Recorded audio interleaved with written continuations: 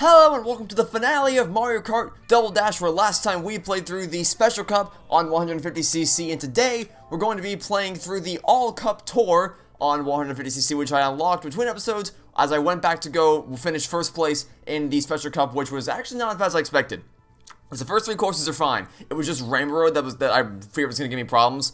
But once I picked characters that didn't have the chain chomp as a special item equipped, it actually wasn't all that bad. So what we're going to do is we're going to dive straight into this, and as for what characters we're going to pick, since I could just keep going down the line with, I could do the Koopa twin, or the Koopa pairing, or the Donkey Kong people, or Bowser, Wario, Luigi, these people, I could do that, but I'm just going to go with a combination that I've found to work, which is Mario and Yoshi, because the Fireball giant egg combo just works too well for me to turn down. I don't need the Peach or Daisy abilities. I've not gotten any use out of them at all. The chain chomp has only screwed me over, and the giant banana peel / giant Koopa shell that the other characters have just doesn't seem something that would be all that useful for me. So we're gonna go with Mario and Yoshi.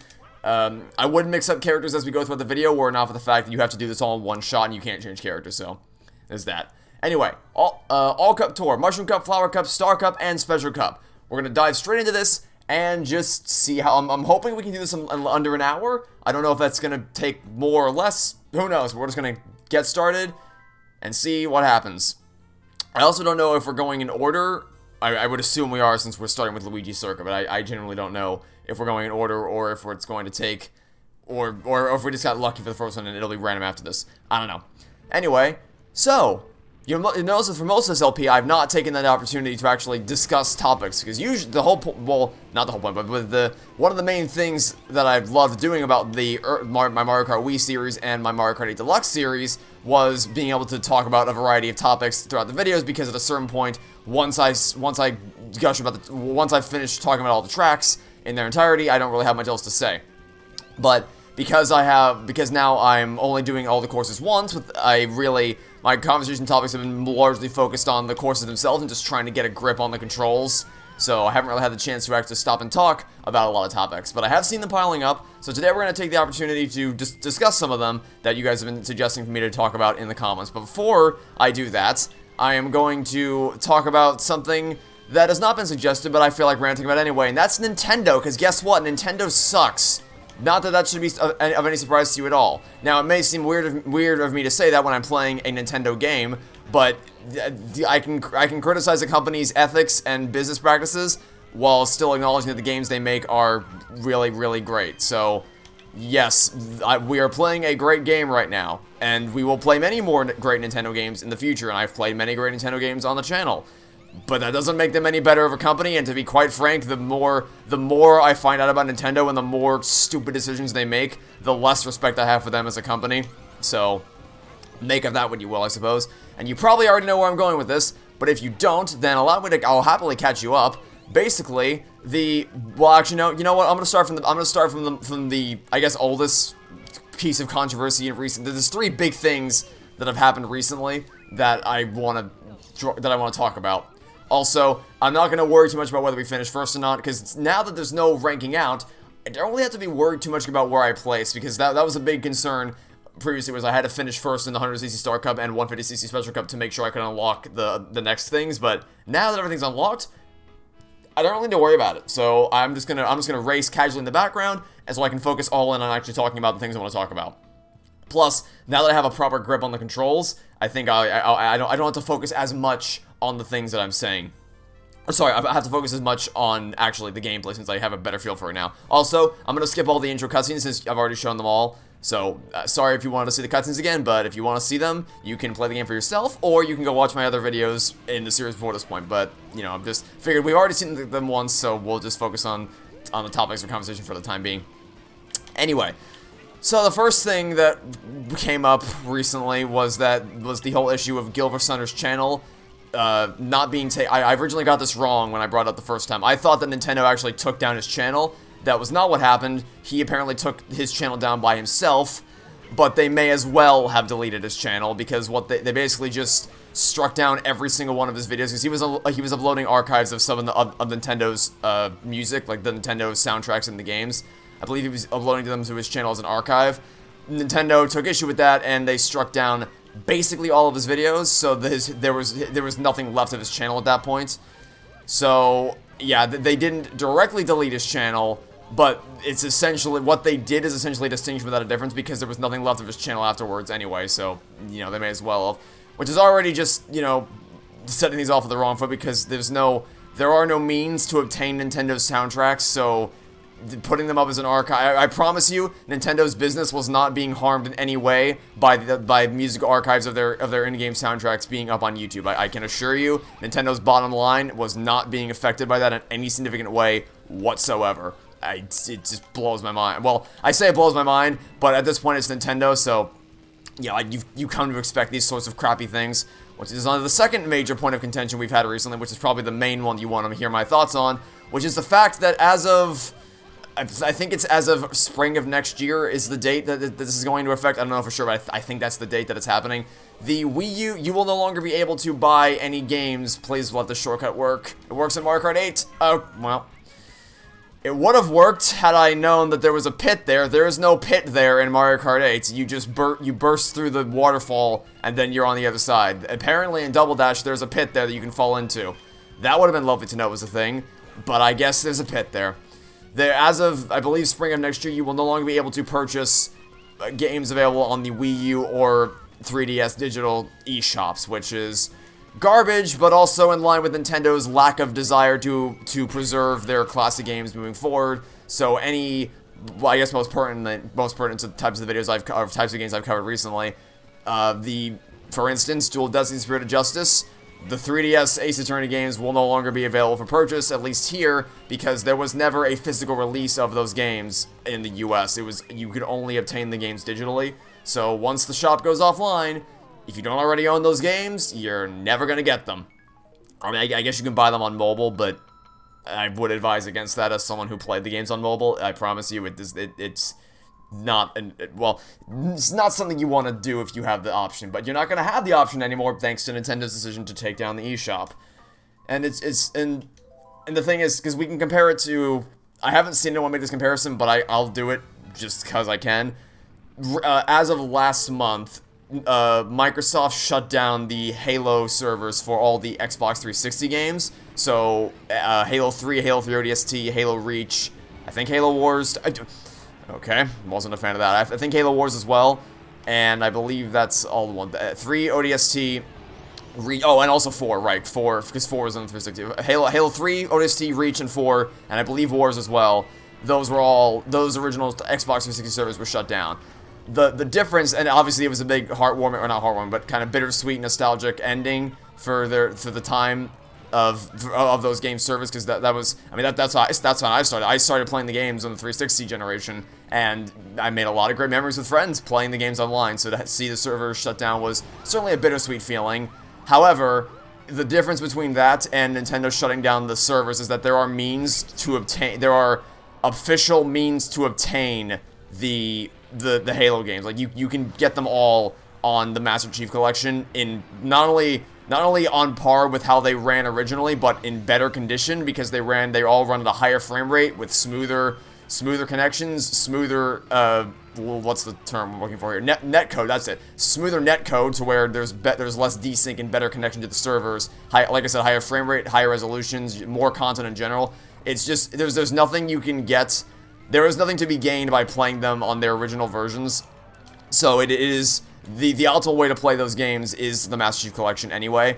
So it's not like you're, I mean, obviously you miss the memories that you make. Well, you don't miss the memories because you still have the memories, but you won't. The servers are shut down, so it's a bittersweet finale to them. But the games aren't going anywhere because they're always going to be preserved in the form of the Master Chief Collection, because that's kind of what they've been doing with their games, that they want to preserve them. But Nintendo doesn't want to preserve them. They don't want you to be able to access these older games anymore, which is why they're shutting down the servers. And, well, I guess I can't say that. The reason why they're shutting it down could totally be a technical thing. Like, it may not be technologically feasible for them to be able to maintain those shop servers, which I totally get. You know, you got to make choices where you can. But then at that point, you're not giving, like I said, you're not giving people an alternative means to obtain the games anymore, which is where all the controversy is stemming from. And the fact that people defend it is, I keep wanting to say it's mind-boggling, but then I remember that Nintendo's sycophants will defend literally anything that company does, so I can't really say it surprises me. I can't say that in earnest. But, you know, that's something that I come to expect from Nintendo. Like, the whole... Because Nintendo's been notorious for striking down fan creations or just anything that falls into that category. So, you know, fan games and things like that will fall in line with the same mindset that causes them to take down... Or not to take down Guild Wars Thunder's videos. And their lack of desire to preserve their classic games, unless you count Super Mario 3D All-Stars, which I sure as hell don't, because while Galaxy may run great on the Switch, the other two games decidedly do not. Because Sunshine, we've proven definitively now, has rampant input delay, because when I played the GameCube version, it ran smooth as butter. Like, there was no input delay whatsoever, it ran perfectly fine. But when I played it on the Switch version, there was input delay that made the platforming almost impossible. To the point where it took me, like, probably over 30 tries to do this stupid Sandbird. Played it on the GameCube version, I think I did it first try, or either first or second try.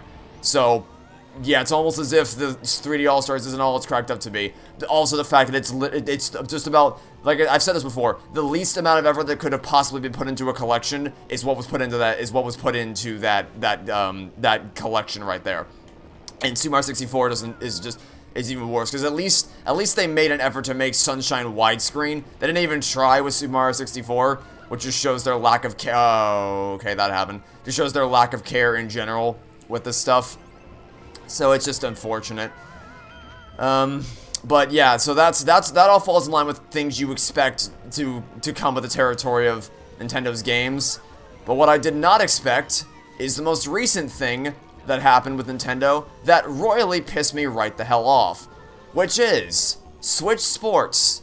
Not that it exists, because if you go watch my Nintendo Direct reaction, you'll see that I was over the moon ecstatic and ebullient over the fact that there was going to be a continuation of the Switch Sports, or of the sports games, but on the Switch.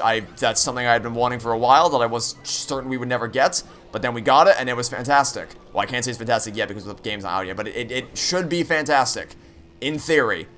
However, and in fact, I was even more excited because they said they were holding a multiplayer beta tech test thing to kind of test the technical limitations and see, to test the servers and make sure it was all running properly. And that's great.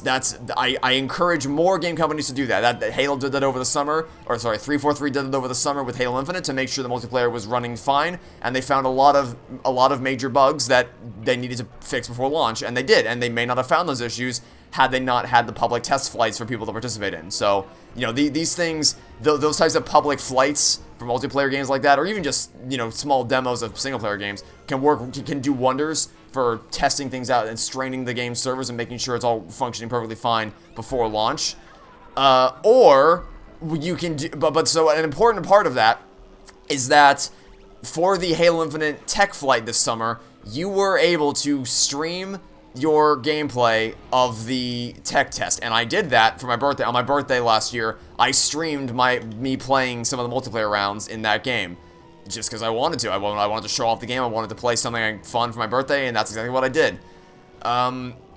So, and then I also recorded just a one-off video showcasing the very first game I ever played of Halo Infinite, just to kind of show my first initial raw reactions to the gameplay.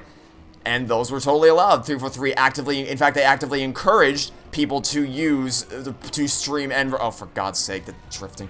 People to stream and or record their gameplay for other people to see. Because, for one thing, it's free advertising for them. I've said this before, it is only beneficial to your game for people to be able to stream and record videos and live streams of it without fear of being taken down for DMCA copyright issues. It doesn't harm you in the slightest to let Let's Players and streamers do that. So, and yes, it's free advertising for them, but also being able to showcase this publicly just can allow for even more attention to be brought onto any potential issues or bugs that might be brought in. There's no reason why you shouldn't be allowed to do that for any upcoming game test. But if you're Nintendo and you're just horrifically out of touch with everything and everybody, you don't let people do that, and you actively say that people are not allowed to showcase any gameplay clips of any kind for the Switch Sports tech test when it goes live. I don't understand how this company is so horrifically out of touch with the world. I just don't get it. I don't, people have said for a while Nintendo's stuck in their old ways, and they're not super great at adapting to new times, and that's become crystal clear. But I just don't understand, like, it clearly is of no benefit to them to do these things. Because all three things I mentioned has been met with nothing but repulsive responses from the internet and the community as a large. So I just don't understand what they think they're gaining from doing this stuff. And again, the most egregious example has got to be that last one, because at this point, it's kind of like embargoes for reviews, for reviews for games. If you have an embargo, for God's sake, if you have an embargo set for your game that tells people like, hey, don't show any gameplay of this before release, or don't review this game before launch, that the only thing that people are going to think is, what exactly are you trying to hide? Like, what are you so afraid of the internet seeing that you don't want people to record their gameplay of it? That's the immediate thought is going to come into people's heads whenever they see that you're not allowed to share gameplay clips of it to any degree. It's like, why? What other motivation do you think we think you could have for this, other than you're afraid for people to see what you have to offer? Because that's the only conclusion that you can logically reach from that is, oh, they just don't want they don't want us to see what they have because they're afraid it's too much of a buggy mess. But it's just a bad, like, optically. Even if you think that for some reason it's good for them to do this because they wanna give it some restricted private secret club access feel to it, optically it looks horrible to actively go out of your way to shield your game from the world and prevent people from seeing it in as many mediums as possible. Optically, it is a terrible look for your game. So, yeah, because I was planning on streaming. I'll be candid. I was fully anticipating being able to stream the game during the tech test. I planned on it. I was like, yes, let's do this. I'm ready for it. I want to do this because it would be a great thing to do with the community, just to see, you know, to be able to sign up and showcase the game early and see what and report any bugs that I found, because there are bugs that pop up during the Halo Infinite tech test, like I said, and I submitted tickets on those accordingly, because, like, hey, these are issues you need to fix, and then they fix them for launch. They were there in the tech test. I found them. I submitted a report on it, and in the final game they weren't there. These things are really important for that, and there could have been a lot of opportunities for people to be able to do that. But now I legit have no motivation whatsoever to sign up for the tech test or the multiplayer beta, whatever they're calling it, whatever technicality they're referring to it as. I'm not signing up for it anymore, because it's like, well, at this point, why?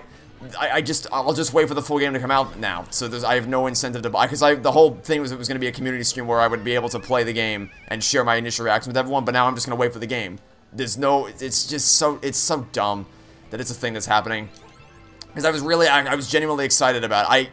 During the Nintendo Direct, I pulled open the tab to my left, like on my second monitor, to when they announced, hey, you can sign up for the multiplayer tech test right now. And I'm like, I will absolutely do that. I'll bookmark this tab for after the stream for me to go sign up for it. Now, man, the bumping in this game just really pisses me off sometimes. You know that? It really pisses me off how freaking sensitive everything is with bumping in this game. But now I just don't want to sign up for it anymore, and I'm not going to. I have no reason to. Absolutely none. So, yeah, that's just an update on Nintendo being a shitty company, as they always have been and they always will be. They make great games, but it doesn't really.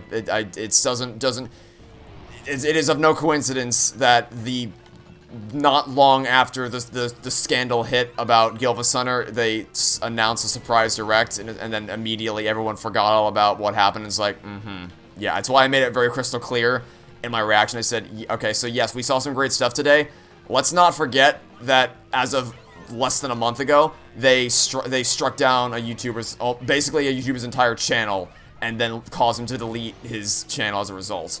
And I guess you can technically make the argument that, well, they didn't force him to delete his channel. He could have kept it up if he wanted to.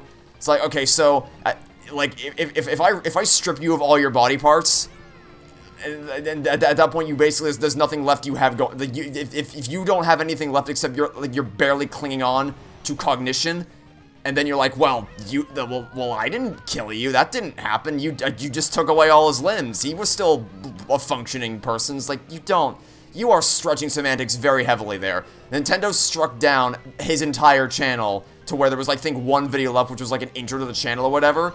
So, again, like I keep saying, they may as well strike on the channel. So even if you want to get to the semantics of it and be like, well, they didn't technically delete his channel, they didn't force him to do it, he of his own volition made the choice to take his channel down. It's like, you know that you're stretching this to the limits to try to defend them, and it's not working. Nintendo sucks. I made it crystal clear in my Nintendo Direct reaction that yes, we saw great stuff, but it doesn't change what they did. I made that clear for a reason during my reaction. Anyway, I honestly have not been counting how many courses we've been doing. Are we like halfway through? We've been going for about 20 minutes, so I don't know if we're halfway through or if we're less than that or more than that. I genuinely don't know. I have not been keeping track of what courses and how many we've been going through. So for all I know, we could have a long ways to go or not long to go at all. But I do have some other topics to discuss. So someone asked my thoughts on Disney twist villains, and my answer, I feel like I don't need to go too much in depth for this because I'm guessing if you've suggested that topic, you've probably already watched a different video about this topic, and that other video delves into this topic to a much greater degree. So I don't feel the need to go too heavy in depth with this, but I'll give my brief thoughts on just generally speaking, there's nothing inherently great or awful about a twist villain in a movie. It all depends on the execution. It all boils down to how it's executed. For instance, spoilers for the modern era of Disney and Pixar movies, in case you didn't already know that they had twist villains. Some of them have twist villains. I'm going to anything that was released between the years of 2010 and 2018. Well, probably I'll say 2017 because I don't think anything after that. Well, unless you count Incredibles 2, but I sure as hell don't. So I'll say I'll include it. I'll say between 2010 and 2018 because that's just an example that goes to the contrary. So, Toy Story 3. Oh, you can take. Okay, I didn't stop in time. That's fine. Toy Story 3 has a twist villain, and it is executed really well. Mainly because, for one, his backstory motivation makes complete sense, and the actions he takes to further his motivations make complete sense, despite what other YouTubers are going to try to tell you, because they're actively interested in maliciously misrepresenting the film for personal reasons that they refuse to admit to. So that's a topic for a different day. So there's that, but it's executed well in terms of motivation and backstory, and the actions he takes, and perhaps most importantly, it's revealed before the third act. It's like revealed less than midway through the second act, so you have plenty of time to actually see Lotso as a proper villain and not just a last second pull the rug out from under the audience twist villain kind of thing. So it works nicely there because he is technically a twist villain in the sense that it is not immediately made apparent that he is the villain of the oh great, Dry Desert, my favorite. It is not made immediately apparent that he is the villain of the story. But so technically it's a twist, but it's not a twist that's revealed in the final moments. Unlike something like Frozen, which has a terrible twist villain. I'm not going to harp on this because you already know why that villain doesn't make any sense and is completely out of left field, designed specifically to pull the rug out from under the audience with no justifiable reasoning whatsoever. So, yeah, Hans sucks as a villain, and don't go into the. I'm just going to hug the outside wall. It's because if you even touch a single part of that quicksand, you're going straight into the middle, and I hate it. Have I mentioned that I hate Dry Desert? Because I hate Dry Desert with a burning passion. Yeah, so Hans is a terrible villain. But hello, buddy. But Wreck-It Ralph is an example of a good twist villain because the kind of for similar reasons as Lotso, in the sense that the twist villain is Turbo, but the character in himself is not a twist villain, by which I mean King Candy is still the villain of the movie, and that's made crystal clear, like, throughout the antagonistic force which Vanellope and Ralph are fighting against is King Candy and his efforts to stop their plans. It's just that the actual proper identity of who he is... Oh no, don't hit the... Okay, we're safe. We didn't touch the quicksand. His proper identity as someone who isn't King Candy, which is Turbo, isn't revealed until the climax. So he technically fits the bill as well, but for different reasons than the other people in Disney's recent movies. So he works well, and again, his motivation of wanting to the important figure of Sugar Rush after his game gets put out of commission, and Ralph and Vanellope screwing that up because if Vanellope crossed the finish line, then she is no longer a glitch, and she becomes the princess that she used to be. So that all fits. Whether he's King Candy or Turbo, that motivation fits in perfectly. So it's kind of like it's just a reveal at the last second that isn't even out of nowhere because there's technically some foreshadowing to it as well. So that works nicely as a... don't touch it. Please don't touch the quicksand. Don't do that. Don't touch it. Oh, you did... Okay, so we're going to finish second. Oh, well, now we're going to finish third. Because that spiny shell came out of nowhere. As per usual. Don't touch the things. Give me a... Okay, Lucky Shell. Lucky Shell saved the day. Okay. Maybe we'll finish second. Maybe we'll finish second. So yeah, like I said, I said I didn't want to harp on it, and then I harped on it. So I'll try to wrap this up real quick. Zootopia... I mean, the thing is, Zootopia is such a phenomenal movie that I don't even... Like, it's a criticism of the film to criticize the twist villain because it's not... Things I wouldn't even say... That one's tricky because I wouldn't even say that that's necessarily out of nowhere because I predicted that she was going to be the villain basically as soon as I saw her. Like, as soon as she came on the screen, I'm like, yep, you're the villain. The problem is that that's just me in a meta sense being able to see, like, you are written to be the villain that no one sees coming, but your motivations don't line up with my meta knowledge of that, so it's, you know, not that great. But the thing is, like I said, Zootopia excels from every other fundamental aspect of filmmaking that it's such a minor point in the grand scheme of things. So, you know, that's not great. Big Hero 6, honestly, I've only ever seen Big Hero 6 a single time, so I would need to rewatch it to get a better idea of what's wrong with that film, because I know it's come under a lot of criticism for a lot of different things, namely its twist villain. But I would need to watch it again to give a better idea of what exactly is wrong with it. Okay, let's get the fireballs. Oh, you can happily take that, Spiny Shell there, friend. I was going to use my fireballs on you, but now I don't need to, because the Spiny Shell did it for me. Anyway, and then the last one I want to talk about, I guess I can talk about Coco. Coco works. Again, this is one of those things where I kind of said towards the beginning of the film, like, you're probably the villain, and the other guy's probably his actual relative. But that was more just being able to, because there were actual clues in Coco that you can use to determine that. Well, actually, I'm actually not gonna. I know I warned of spoilers, but there's some details that are so clever. I don't want to give those away for anyone who hasn't seen them yet. If you've only ever seen Coco once, give it another watch, and with the knowledge of how it ends, I promise you'll come away from it liking it even more than you did the first time, because Lee Anchorage is a phenomenal director, and he's honestly probably one of my favorite filmmakers of all time. So, yeah, there's that. But the last one I want to mention real quick is Incredibles 2. Incredibles 2 is... honestly, I'm kind of tempted to make a video just on Incredibles 2, because there's a lot that I could say about it I have not yet said. But the big one is something that's been talked to death by a lot of different people, which is the Screenslaver, and how that villain's motivations, the motivations of the Screenslaver, independently from who the identity of that villain is, make no sense. But then once you factor in who's actually the person behind the mask that is the Screenslaver, then you're like, wait, what? You already didn't make any sense. Now you make even less sense. How did this happen? So, yeah, Incredibles 2 is horrible. And again, not because I predicted this one as well, but that's because her name is literally Evil Endeavor. Evil Endeavor is Evil Endeavor. So, it wasn't exactly a surprise, but the movie wanted you to think it was a surprise, which is laughable to me. But just generally speaking, it boils down to the execution, not the idea, because there are great twist villains and there are really crappy twist villains. Oh, I guess I can mention Cars 2. Nah, I'm not gonna do that. I don't feel like delving into Cars 2, to be completely honest with you. Okay, 10. I probably should have actually looked at the number. 10 out of 16. So we're getting close. Actually, we're over halfway there. We're over halfway there. So we're making some decent progress.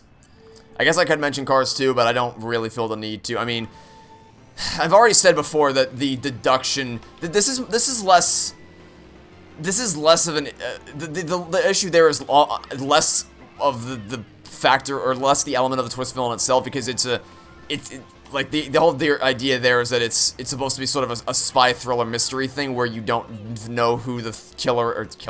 That's Ace Attorney talking. You don't know who the villain is until the final moments.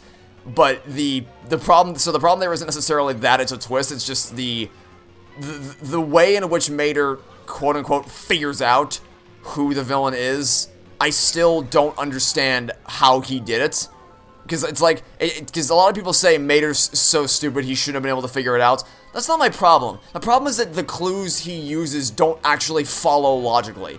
Like, if you really listen to what they're saying in that final scene, it actually doesn't, I can't logically follow what they're talking about because it doesn't, there is no thread of logic to actually follow through as to how you could arrive at that conclusion. It's not even something like Turnabout Big Top, where you could be like, oh, well, you could guess that, as in, like, that is something that could have happened in one of a million possible timelines that could technically happen, but there's still no way you should have been able to assume that, which that's why that's the only place where I was, like, legitimately stuck. It's because I genuinely couldn't figure out what the hell the game wanted me to actually present, because, like, there was no logical through line to arrive at that conclusion with.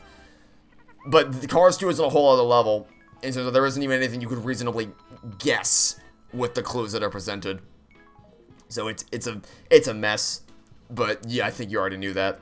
So that wraps up my thoughts on Disney twist villains, which is that fundamentally, some of them are great, some of them suck. It all depends on the execution.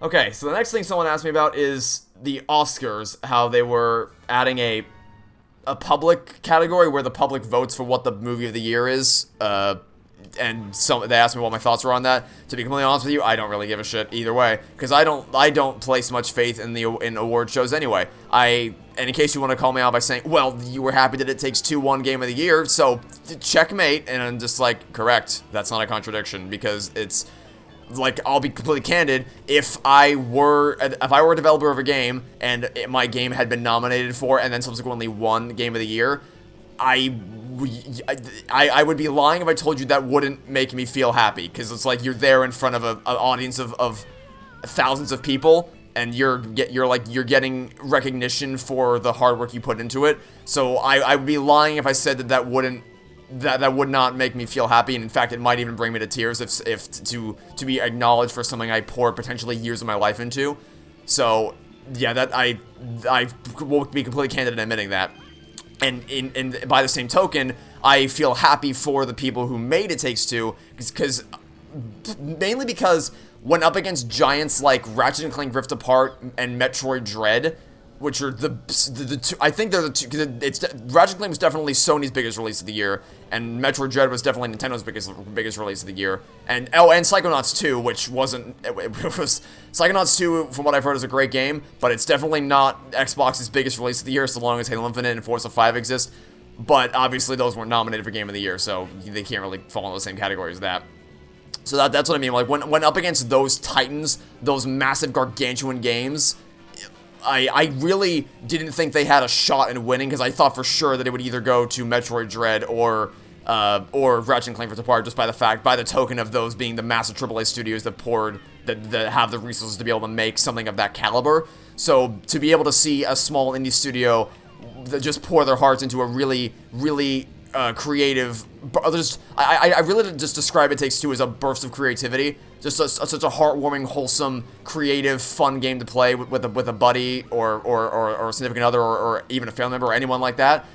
It was, like, gratifying for me, because, like, wow, an indie studio actually pulled this off. They actually got recognition for something they did. More power to them. Good for them. I'm happy to see that they actually did that. But that does not contradict what I say when I say that I think that award shows are still bullshit, because I don't.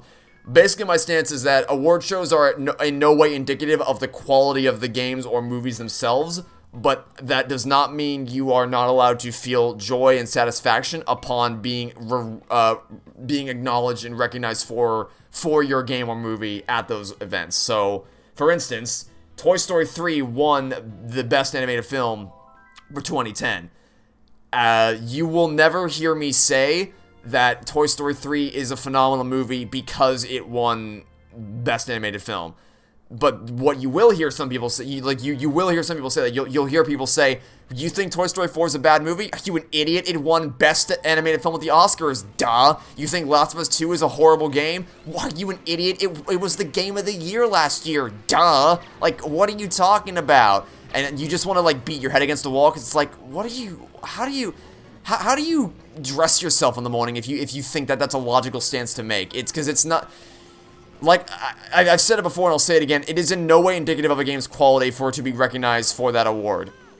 I'm sure they felt great for being nominated for it and winning it, and like I said, I don't, because I imagine, like, especially given the crunch that went on at Naughty Dog Studios to actually get Last of Us 2 out the door, if I worked on that team and I poured years of my life into that game, I'd be like, wow, all those the developers crunching us to get this done led to this, and I'd be like, wow, I poured my heart and soul into this, and I probably lost, my mental health was probably significantly altered, and my sleep schedule was probably significantly altered to get this out the door, but at least you feel some kind of gratification in that it gets rewarded for that. But that doesn't mean the game is good. In fact, Last of Us 2 is quite horrible, but that's a topic for a different day. But my point is, I already think that the award shows are bullshit, so I really just don't give a shit whatsoever that there's a public category being nominated. Because to be completely honest with you, I place, and this is coming from someone who is a massive Halo fan, and Halo Infinite was nominated, like, Player's Choice for Game of the Year last year. And I'm telling you now that I really am not bothered by a Player's Choice, or sorry, a Viewer's Choice, like a Public's Choice for films. Because, again, you think that I would be on the opposite team for this, because my Game of the Year for last year won the Public's, like, the Player's Choice Game of the Year. But that, I don't really care, because kind of the same reasons I have for It Takes Two. I'm happy that 343 was acknowledged for what they did, because they took 6 years to make this game, and their passion and time clearly showed with Halo Infinite, and I can tell that they were, like, listening to some of the interviews, you can tell that they really tried their best to make up for Halo 5, and it's every ounce of passion they poured into making Halo Infinite shine through brightly in every second of that game's runtime. But you also won't hear me say it won Player's Choice of the Year, therefore it's a good game. You'll never hear me say that. You just won't. I'll never say that. So that's what I mean when I say it's possible to think that, to feel good for developers when they win and directors when they win. In fact, listening to Lee Zunkert's acceptance speech of Toy Story 3, it almost brings a tear to your eye, because he sounds genuinely ebullient and thrilled that he won that award, and like really, I would just recommend you go listen to Josh Cooley's acceptance speech for Toy Story 4, and then listen to Lee Unkrich speaks, and try to tell me which one of them sounds more genuine. And this isn't even me trying to take a dig at Josh Cooley. Well, of course I am, but I mean, it's like, I'm not even doing it just to meme anymore. Because I actually listened to his acceptance speech again, and comparing them is like, one of them sounds a lot more genuine and heartfelt with their messaging. Because Lee Unkrich sounds genuinely proud of his team and genuinely thrilled that he won. Whereas Josh Cooley just sounds so monotone with every word that leaves his mouth. Granted, that might just be his voice and he may not be able to help that, in which case, you know, this may be inaccurate. But just listen to them for yourself and see what you think. But going on a tangent, so yeah, that's my conclusion. It's possible to feel good for the people who win those awards, while also saying that, yes, I'm happy to see that you get recognized for the work you put into the thing that you made, but I'm not going to use this as a means to try to prove that your story or game or whatever is good. That's just not how I view the quality of things. I guess I should clarify earlier, in case I wasn't, so the thing with Last of Us 2 winning Game of the Year, there's room to interpret from what I said that I was saying that because the game won Game of the Year, it justified the crunch that Naughty Dog put its developers through. That's not what I meant to say at all. If you took that away from what I'm saying, I'm sorry. I didn't mean to say that. In fact, I'll make this crystal clear. One of my concerns with Last of Us 2 winning Game of the Year, aside from the fact that it's just a laugh, it just proves that these award shows mean literally nothing, in much the same way that Toy Story 4 winning Best Animated Film meant literally nothing. God, it just annoys me, because, well, I guess not annoys me, it actually concerns me, because it's kind of notorious that the lengths to which Naughty Dog was pushed, like, the team was pushed to get that game out the door in the time frame that it did, even with the delay, and my fear is that with it winning Game of the Year, that might set the precedent of, oh, so if we force our developers to essentially kill themselves in order to get a game on store shelves in time, it is worth it in the end, because we line our pockets with all this cash, and the world just swoons over this game, and we get recognized as winning Game of the Year. We should do this more often. It works out for us in the end, and it's just like game crunch in development studios is such a rampant problem all across the industry. We don't need more of it, we need less of it. Because I was reading a behind-the-scenes article, well, behind-the-scenes, it was a peek behind the doors of Traveler's Tales Studios, which is the company that makes LEGO Star Wars Skywalker Saga, and I didn't actually know this until I read it, but apparently there's even worse, or I can't say even worse, crunch culture as bad as, if not worse than what happened with Naughty Dog Studios, to where the higher-ups just clearly show no care whatsoever for their employees, and when the employees voice concerns about work habits and production cycles and the limitations of the tools they use, they are shut down and dismissed. And what will often happen is they'll say, "I'm sorry, we'll do better for the next game," and then the next game comes and they don't do better, and it's just the same cycle now and over again, which might indicate why the LEGO games have gone off such a cliff recently, because once they realize that making games based off popular IPs works well, like once they did LEGO Star Wars and LEGO Indiana Jones and LEGO Batman, they kind of realized, oh, so we don't have to try anymore. We can just do copy and paste, and then it doesn't really matter how much we test our employees, doesn't matter how much we force them to work or anything like that, because in the end of the day, people are gonna gobble it up, because it's LEGO games, so it works out for us in the end.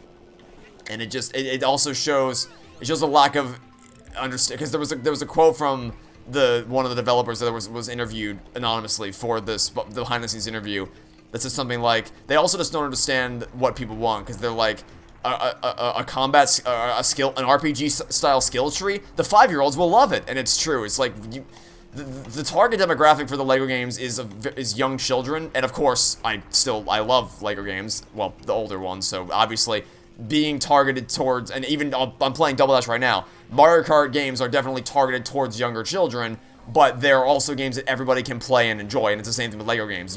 They're targeted towards young kids, but everybody, regardless of your age, you can play a LEGO game and enjoy it a lot, actually. But by that same token, since that's the target demographic, is it really a good idea to introduce RPG mechanics like skill trees into your game? I'm gonna go with a solid no on that one, and even if you disregard target demographics here, that's not what LEGO games were ever about. They were never about this RPG, advanced combat, health bar, blaster over-the-shoulder combo, blaster cover combat shooter thing. The game looks so bad. It looks so bad, and it's indicative of the horrendous work culture that goes on behind the scenes at Traveler's Tales Studios, and I feel really bad for the developers that are forced to crap out this schlock every year. And don't even get me started on everything that's gone down behind the scenes with Activision. That's a whole other can of worms we're not going to open right now. But I could, believe me, I could. So yeah, that was a long-winded answer to the suggested topic of thoughts on the Oscar getting a public voted category. But there you go. You've received my thoughts on it in much greater detail than I thought I would ever end up giving. And the last topic that someone asked me for that I have time to discuss, because we're almost done here. We have Mushroom Bridge and I think Rainbow Road is the only one we haven't done yet, which I'm starting to think that's not a coincidence. I find it hard to believe that Luigi Circuit is the first course and Rainbow Road is the last course by pure coincidence. Something tells me that was not a coincidence at all, and that's a completely intentional design choice by the developers for the All Cup Tour. But I could be wrong, who knows? So there's that. Should I try this? You know what? Let's try it. Let's try the mushroom. Okay, well, we tried it and we failed. It was worth a shot. It was worth a shot. We gave it a go and it didn't work. It's really hard to stay steady for those narrow. Oh my god. For those narrow bridges, it is really hard to keep yourself steady with how this game controls. Anyway, the last topic that I'll probably have time to answer today is my favorite story moments from each Halo game. And I'll try to keep this brief so I can actually get through all the games in time. And I'll go in timeline order, not chronological order, I'll go in timeline order. Timeline order, Halo Wars, my favorite story moment is the cutscene for the final mission where Forge fights the Arbiter while Red Team fights the army of Covenant incoming. while Forge also agrees. Oh, spoilers for Halo, for all the Halo games. While Forge agrees to stay behind and set off the reactor while everyone else can escape. The Halo Reach, my favorite moment is... That's a tough one, actually. There's a lot of really powerful moments from... I think, actually, no, it's going to be the moment where Noble Team is given the fragment of Cortana's data package to take to the Pillar of Autumn. That's a that really rings in the emotion. There's a lot of great scenes. There's, you know, meeting Captain Keyes, delivering the package, the final holdout, the lone wolf moment. There's a lot of great moments to pick from, but I think I'm going to end up going with the moment where Noble Team gets the package. For Halo Combat Evolved, it's got to be the Flood reveal. For as satisfying as the ending is in the Warthog run, the reveal of the Flood is so masterfully crafted that it's just nothing could ever top it. It's just perfection. Also, we've been in the top 3 for almost the entire game. We're going to lose that here. We are going into Rainbow Road. We're going to lose that so badly. It was fun while it lasted, everyone. We're dropping down to the bottom ranks now. Anyway, for Halo 2, it's the cutscene where the Arbiter finally comes to terms with his crisis of faith and confronts Tartarus and says, "Tartarus, the prophets have betrayed us." That's probably my favorite moment. I mean, I also like the moment where Cortana Chief has to leave Cortana. Actually, no, I changed. It's no, I'm not, actually. I was gonna say I'm gonna change my mind. No, I'm still gonna keep my answer of the Arbiter confronting Tartarus. But a close second is, well, if we're going for action set pieces, obviously the moment when Chief says to give the Covenant back their bomb. Also, I should be able to land on the. I'm sorry, I should be able to land on that road down there. I should absolutely be able to land on the road down there and keep racing if I wanted to. I shouldn't, because I wouldn't die if I landed down there. I should just be able to land on that part of the road and keep going. It shouldn't insta kill me just because I hit a drop zone time or whatever. Yeah, so a close second is obviously the moment where Chief gives the Covenant back their bomb, and a close third is when Chief has to leave Cortana behind and says, "After I'm through with truth," and she says, "Don't make a girl a promise if you know you can't keep it." And just kind of that wistful moment they have when he finally has to leave a teammate behind.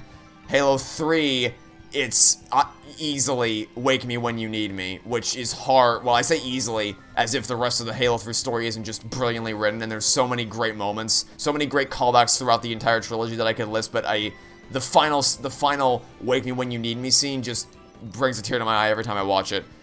Oh, Halo 3 ODST, my favorite moment is, it might honestly be the opening pod drop sequence. The opening sequence where you're just dropping feet first into hell, as the Covenant War is raging all around you and the city's literally collapsing below you. The city you are dropping into is literally blowing up as you're going into it, and you're just freaking out. That is a really great set piece. So might be that one. I think I'm gonna go with that one definitively. Next would be Halo 4, where it's not even a question. It's Cortana's goodbye scene. Like that's genuinely the most emotional moment in the entire series. Now, oh, you bitch! I got lightning. Why? I swear, I do not get this unlucky with lightning in any of the other Mario Kart games. More often than not, I get struck by lightning as I'm over a cliff. This does not happen to this degree in any of the other Mario Kart games. This is absurd.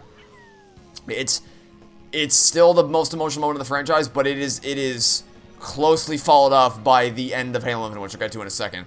Halo 5, the credits, because it means it's over. I get, well, actually, no, I can't. I mean, that's the funny joke answer, but legitimately, I think I'd probably have to go with, God,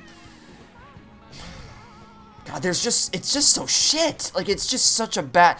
I'm really trying to, like, give a non-meme answer and not just say the credits because it means it's over. But it's just a cavalcade of shit. I don't know what legitimate answer I could give other than, because I was going to say the scene where you meet the Arbiter again, but then you realize that you can't say that because the Arbiter isn't even really himself in that game. So, man, I really don't like giving cop-out answers. I'm not going to go with the credits. I'm going to hesitantly commit to the Meridian Station mission where you get to talk to the townsfolk. And actually, no, it's the scene where Locke and Osiris are trying to escape the dig site and unconfirmed. The choreography of Chief and Locke's fight is horrible, but the choreography of their escape sequence is actually pretty solid. I'll go with that one. That's my legitimate, unironic answer of my favorite part of Halo 5. Halo Wars 2, it's the scene, it's Captain Cutter's speech in the start of Mission 2. And Halo Infinite, it's Cortana's final goodbye. That is the only scene in the entire franchise that has almost managed to dethrone Halo 4's ending in terms of emotional resonance for me.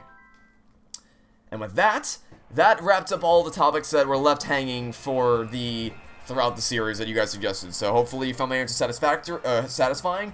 I managed to get through them all in pretty decent pace and in time for the end of the All Cup tour. So that's nice. We didn't win, but I didn't think we were going to. We made too many mistakes early in the game. But you know what? I think we still performed fairly well, given that I'm still not exactly an expert in double dashes and mechanics.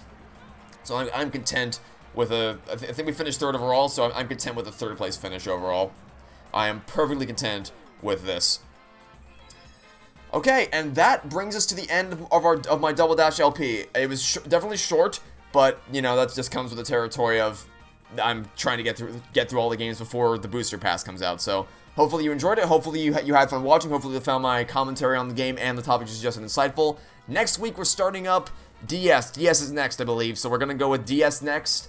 And then after that, all we have left to do is Mario Kart 7. So we're kind of on the end. We're almost done with our Mario Kart arc.